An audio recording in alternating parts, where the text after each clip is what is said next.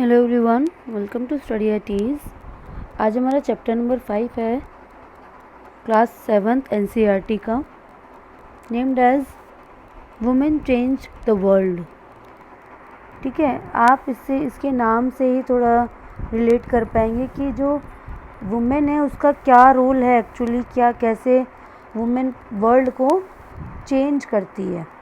Fine, हमने जैसे हमारे इससे पहले वाली वीडियो में, इससे पहले वाले चैप्टर में भी हमने देखा है कि उसमें क्या बताया गया है कि जो वुमेन का वर्क है वो किस तरीके से रिकॉग्नाइज नहीं किया जाता है। हाउस हेल्प हैं, जो डेली जो हाउस वाइफ्स हैं, उनका जो काम है, जो घर का वो काम करती हैं, कितना वो ज़्यादा फुल टाइम एक तो उनकी जॉब होती है। ऑफिस आवर्स तो एक तरीके से डिफाइंड होते हैं, बट पूरे घर के आवर्स, पूरे घर का जो काम है उनके आवर्स तो कोई डिफाइंड नहीं है। There are no specific hours at which it begins और एंड्स। फाइन, तो इस चैप्टर में भी हम देखेंगे कि जो अभी तक तो हम घर के काम के बारे में देखते आ रहे थे, अब हम देखेंगे कि we look at the work outside the home and understand how some occupations are seen to be more suitable for men than for women. Fine. We'll also learn about how women struggle for equality, for getting an education was still is one way in which new opportunities were created for women. इसमें हम देखेंगे कि कैसे जो women का struggle दिखाया गया है कि एजुकेशन कैसे ली है, किस तरीके से अपॉर्चुनिटीज़ कैसे कितने लेना कितना मुश्किल रहा है। तो इसमें हम देखेंगे कि कितने टाइप्स ऑफ एफ़र्ट्स किए गए हैं वुमेन के द्वारा, कि किस तरीके से अपने उसने डिस्क्रिमिनेशन है उसके साथ जो भेदभाव होता आ रहा है उसके साथ उसने कैसे टैकल किया। अब हम देखेंगे कि इस चैप्टर में आगे कि जो अपॉर्चुनिटीज़ हैं, fewer opportunities and rigid expectations, इसमें बताया गया कि जो many people believe that women make better nurses because they are more patient and gentle. This is linked to the women's role within the family. Similarly it is believe that science requires a technical mind and girls and women are not capable of dealing with technical things. देखिए, इसमें बताया गया कि जो women है वो क्या होता है, एक जेंटल, एक जो पेशेंट वाला काम होता है ना, जिसमें बहुत ज़्यादा सहनशीलता चाहिए, ठीक है, और जो बहुत ज़्यादा केयरिंग वाले काम होते हैं। तो एक्चुअली देखा जाता है कि जो वुमेन होती हैं वो फैमिली की केयर करती हैं, तो इसी तरीके से वो नर्सेज़ का रोल अच्छे से प्ले कर सकती हैं, नर्सेज़ बन सकती हैं वो। बट वहीं अगर मेल में देखा जाए, मैन को देखा जाए, तो उन्हें कहा जाता है कि उनका जो टेक्निकल माइंड है वो कंपेयर टू वुमेन ज़्यादा बेटर है, कि जो वुमेन होती हैं they are not capable of dealing with such things because of so many people believe in this stereotypes. बहुत सारे जो लोग हैं, जो स्टीरियोटाइप्स होते हैं, जो रूढ़िवादी लोग हैं, उनकी वजह से ही बहुत ये जो धारणा बन गई है कि many people do not get the same support that the boys do to study and train to become doctors and engineers. जो गर्ल्स होती हैं उन्हें बॉयज़ के कंपैरेटिवली इतना सपोर्ट नहीं मिल पाता है। देयर फैमिलीज़, जो गर्ल्स होती हैं उनकी एक बार जब एजुकेशन ख़त्म हो जाती है तो उसके बाद अगला स्टेप क्या होता है। अब बॉयज़ के लिए एजुकेशन ख़त्म हो गई तो वो अगला स्टेप क्या होगा कि वो आगे पढ़ाई करें, डॉक्टर बने, इंजीनियर बने। But on the other hand girls के लिए क्या देखा जाता है, they are encouraged by their families to see marriage as their main aim in life. Education के बाद क्या देखा जाता है कि वो क्या कर लें, शादी कर लें, और यही उनका क्या होना चाहिए, मेन एम होना चाहिए। It is important to understand that we live in a society in which all children face pressure from the world around them. हम देखते हैं कि हमारी सोसाइटी में जो बच्चे हैं आजकल के, वो सभी एक तरीके से प्रेशर फील कर रहे हैं। जैसे बॉयज़ हैं, ऐसा नहीं है कि सिर्फ गर्ल्स के साथ ही प्रॉब्लम है, बॉयज़ के साथ भी एक प्रेशर उनके ऊपर सोसाइटी का है कि उन्हें क्या होना चाहिए, एक अच्छी सैलरी होनी चाहिए, ठीक है, उन्हें रोना नहीं है, तो उन्हें एक बॉय की तरह बिहेव करना है। तो ये सब बॉयज़ के साथ भी सिमिलर प्रॉब्लम्स फेस करने को होती हैं। अब आता है कि going to school is an important part of your life. As more and more children entered in every year, we begin to think that it is normal for all children to go to school. लेकिन कहीं न कहीं हमें लगता है कि ये तो सब चीज़ें नॉर्मल है, बच्चे स्कूल जाते हैं, बच्चे स्कूल से आते हैं, ये चीज़ें सब नॉर्मल हैं। लेकिन कहीं ना कहीं आज भी ऐसे स्कूल जाने का एक डिफ़िकल्टी फेस करनी पड़ती है कि जो out of the bounds or not appropriate for some children, but in the past the skill of reading and writing was known to only a few. जो पहले के टाइम में क्या होता था, जो लिखना और पढ़ना है वो सिर्फ कुछ ही लोग जानते थे। For girls the situation was worse. ये नहीं है कि जो कुछ लोग जानते थे और वो कुछ लोग में से भी क्या होते थे, वो सिर्फ मैन ही होते थे। जो गर्ल्स के लिए, जो वुमेन के लिए वो भी बहुत ज़्यादा वर्स सिचुएशन थी कि वो उन्हें पढ़ना और लिखना नहीं आता था। जो डॉटर्स होती थी, जो बेटियां होती थी, उन्हें अलाउड ही नहीं था कि वो अल्फ़ाबेट भी सीखें। अब क्या है कि जैसे इन 19th century many new ideas about education and learning emerged. Schools became more common and communities that never learned reading and writing started sending their children to school. अब 19th century तक आते आते देखा गया कि जो स्कूल्स हैं वो बहुत कॉमन हो गए। जो कम्युनिटीज़, जो हमारी सोसाइटी है, उन्होंने अपने बच्चों को स्कूल भेजना शुरू करा। Yet many women and men made effort to open schools for girls. Women struggle to learn to read and write. अब एक यहाँ पे एग्जाम्पल दिया गया है, एग्जाम्पल ऑफ रसुंदरी देवी 1800 to 1890 इनका बॉर्न है, वेस्ट बंगाल की हैं ये 200 साल पहले की बात है। At the age of 60 she wrote her autobiography in Bangla.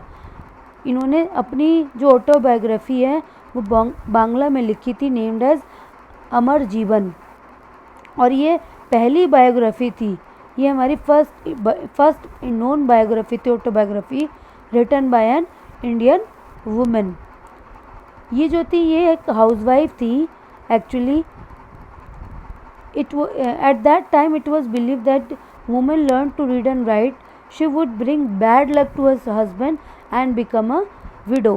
देखिए पहले ऐसा माना जाता था कि अगर जो औरत है अगर वो पढ़ लेती है सॉरी, तो वो क्या होती है, अपने हस्बैंड के लिए बैड लक लेकर आती है, उसकी डेथ हो जाती है और वो विडो हो जाती है।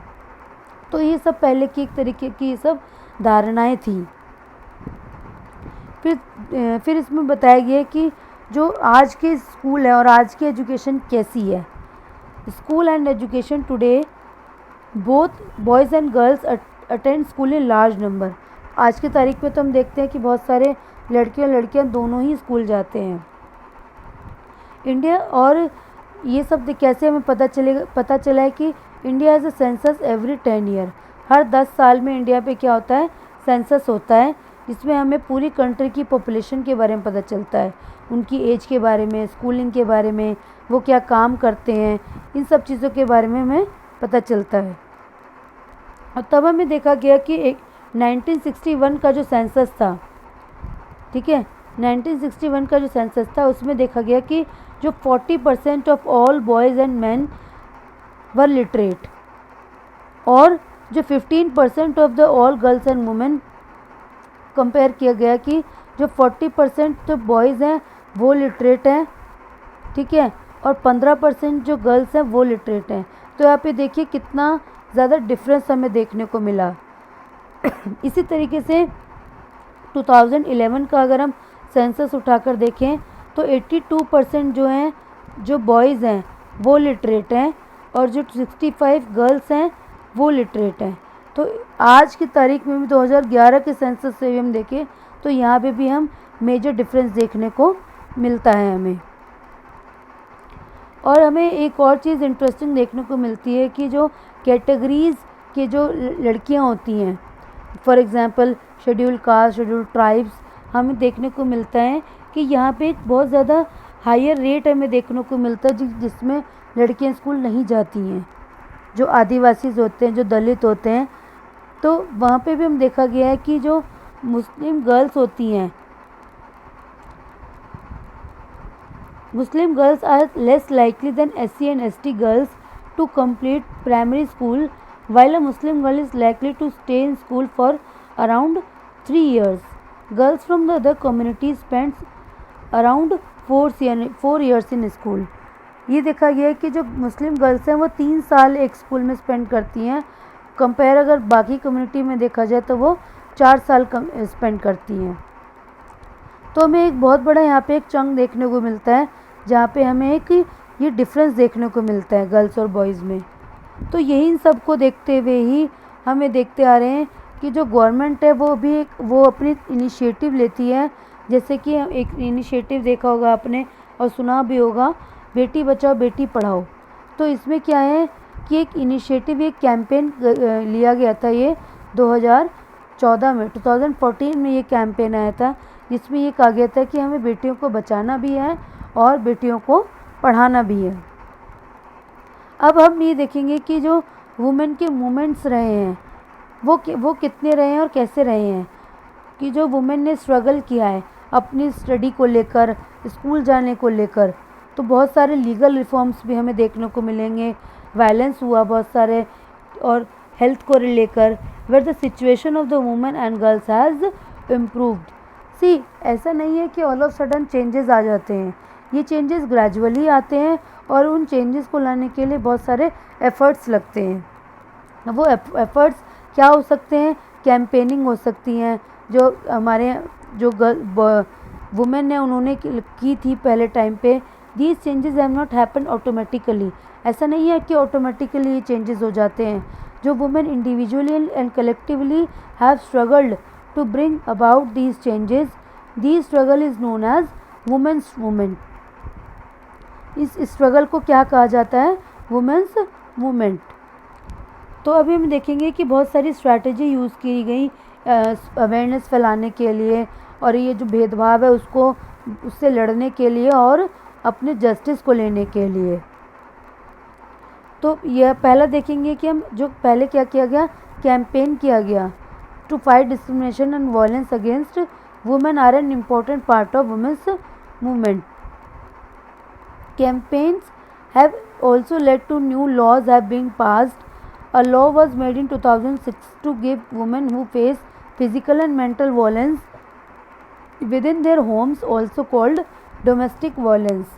देखिए 2006 में एक लॉ पास हुआ जिसमें कहा गया कि जो डोमेस्टिक वायलेंस है, जो घर में औरतों के साथ बुरा बर्ताव किया जाता है, ठीक है, और जो वर्क प्लेस पे जो हैरेसमेंट होती है, जहाँ पे लड़कियाँ काम करती हैं, औरतें काम करती हैं, तो उनके साथ जो सेक्सुअल हैरेसमेंट किया जाता है उसको प्रोटेक्ट करने के लिए भी लॉज बनाए गए।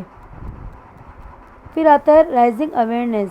फिर अवेयरनेस की फैलाने के लिए भी ये भी एक इम्पॉर्टेंट पार्ट है कि जिससे लोगों को पता चले, औरतों को पता चले कि उनके राइट, उनको पढ़ना उनका एक राइट है, ठीक है।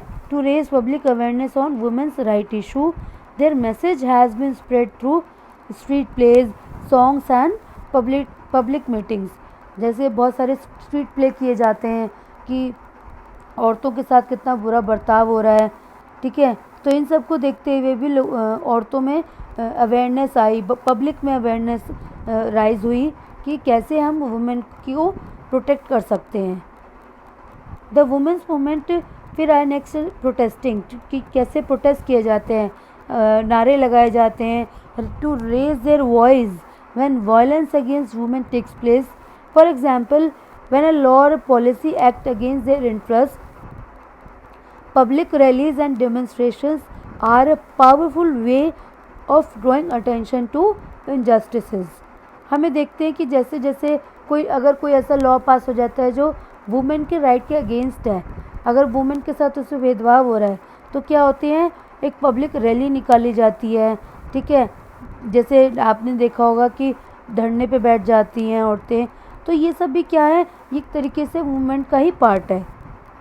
शोइंग सोलिडारिटी, कि जो वुमेंस मूवमेंट है is also about showing solidarity with other women and causes. इसको देखते हुए 8 मार्च को क्या मनाया जाता है, women's day, international women's day. ये क्यों मनाया जाता है, तो जिससे कि हमें ये सेलिब्रेट करें हम कि जो वर्ल्ड की जितनी भी वुमेन है वो एक साथ आएँ और अपने जो उनका स्ट्रगल है उसको रिन्यू करें और अपने एक साथ होने को उसको सेलिब्रेट करें। तो ये कब मनाया जाता है, इंटरनेशनल वुमेंस डे 8 मार्च को मनाया जाता है। तो that's all for this chapter. आपको कोई भी इस चैप्टर से रिलेटेड है तो आप कमेंट सेक्शन में मुझे बता सकते हैं। Thank you so much for listening. Thank you so much.